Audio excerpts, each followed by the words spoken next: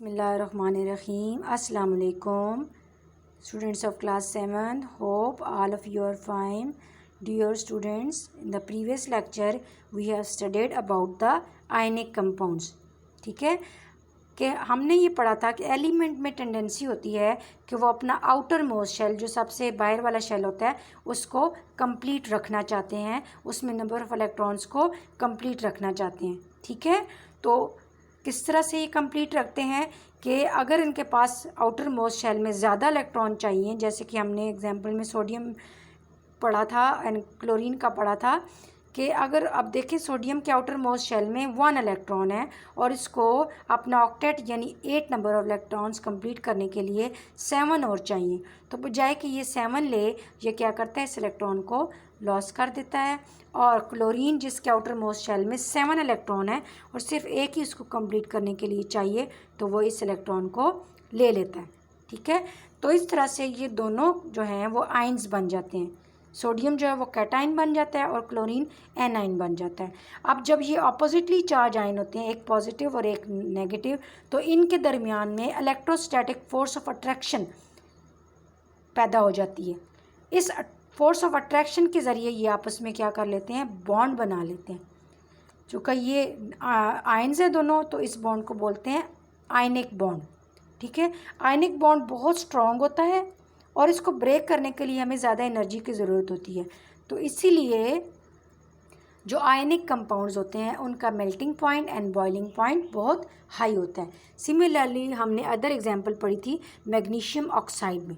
Magnesium में भी ऐसे ही है कि मैग्नीशियम के जो आउटर मोस्ट शेल है, थर्ड शेल, उसमें टोटल 2 नंबर ऑफ़ इलेक्ट्रॉन्स है.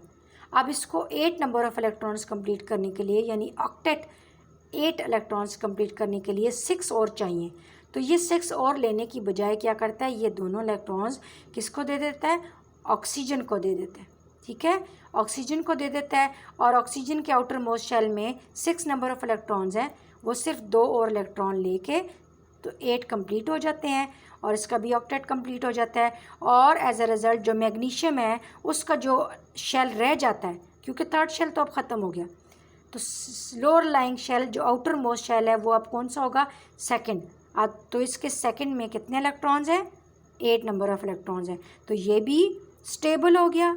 और ऑक्सीजन का भी आउटर मोस्ट शेल जो ये 2 इलेक्ट्रॉन्स क्रॉस वाले हैं लेने से स्टेबल हो गया, क्योंकि अब दोनों के आउटर मोस्ट शेल में 8 इलेक्ट्रॉन्स हैं. ये आयन भी बन जाते हैं.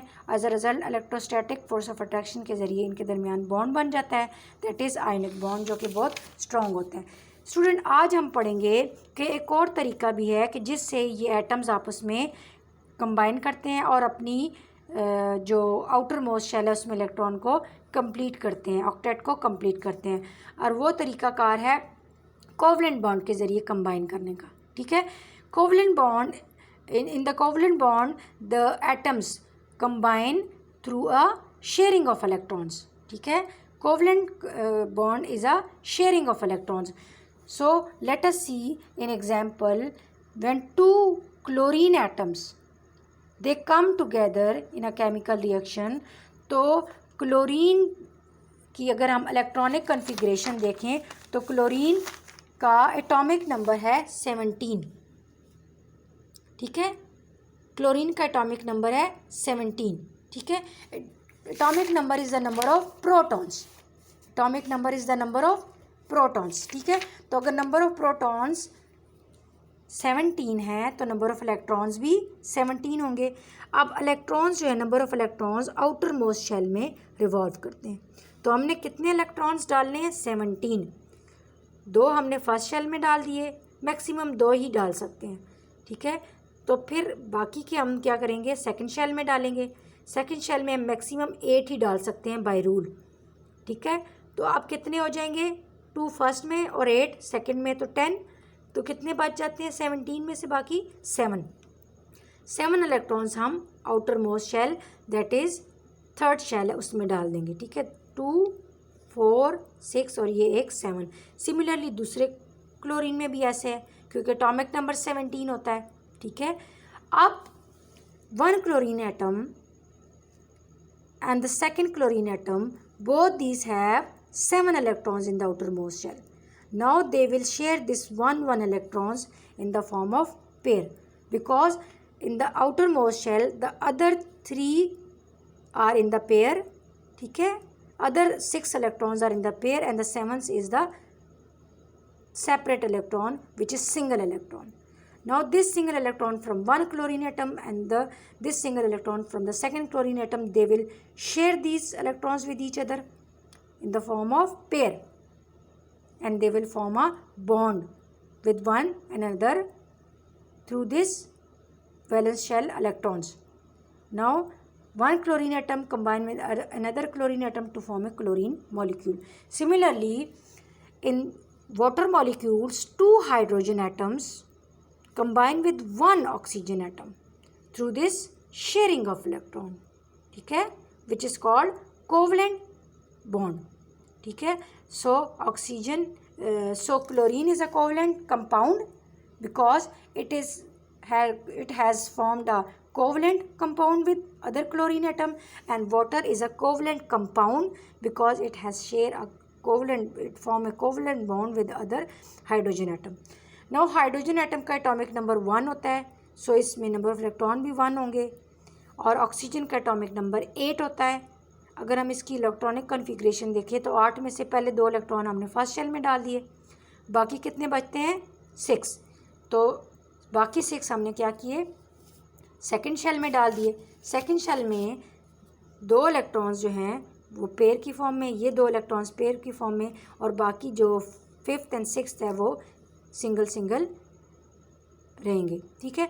अब now the hydrogen atom share its electron with the oxygen atom, and now these 2 electrons form a pair. Similarly, the second atom share this electron with the oxygen atom, and now these 2 electrons will form a pair.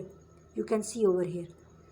By forming this covalent pair, the hydrogen atom attain its stable configuration, क्योंकि hydrogen atom का first shell है और उसको first shell को complete करने के लिए सिर्फ 2 ही इलेक्ट्रॉन चाहिए थे, जो कि इसने शेयरिंग के ज़रिए कर लिए. एक उसका अपना था, एक उसने क्या है ऑक्सीजन से ले लिया, ठीक है. और इसी तरह हाइड्रोजन एटम सेकेंड वन वो भी कंप्लीट हो गया, और ऑक्सीजन के आउटर मोस्ट शेल में बाय इलेक्ट्रॉनिक कन्फिग्रेशन 6 इलेक्ट्रॉन्स थे, 7th एंड 8th उसने 1 हाइड्रोजन एटम से ले लिया, और इस तरह से उसकी इलेक्ट्रॉनिक कन्फिग्रेशन जो है आउटर मोस्ट शेल में उसका ऑक्टेट कंप्लीट हो गया, ठीक है. होप सो बच्चों आपको ये समझ आ गई होगी. आप अपना फीडबैक, जैसे कि पिछले लेक्चर का मुझे कुछ बच्चों ने इलेक्ट्रॉनिक कन्फिग्रेशन डिफरेंट एटम्स की एक्सरसाइज में से सॉल्व करके भेजी थी, आप लोग अपना फीडबैक ऐसे ही मुझे देते रहें, ठीक है. लेक्चर से समझें और अपनी नीट नोटबुक्स में से लिखें. Thank you. अल्लाह हाफिज़.